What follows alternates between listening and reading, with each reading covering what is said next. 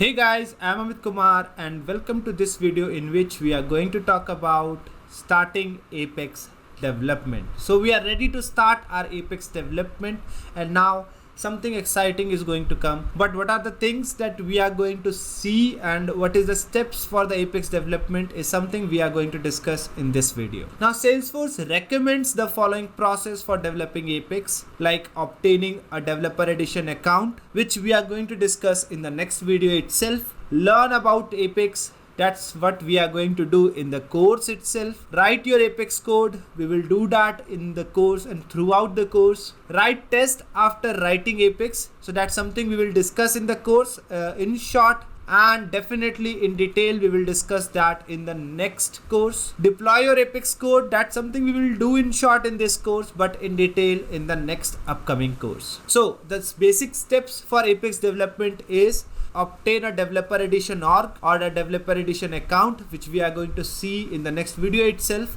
Then learning your Apex, writing your Apex code, writing test after writing Apex, and finally deploying your Apex code. So we are going to discuss them one by one in the course and in the upcoming courses as well.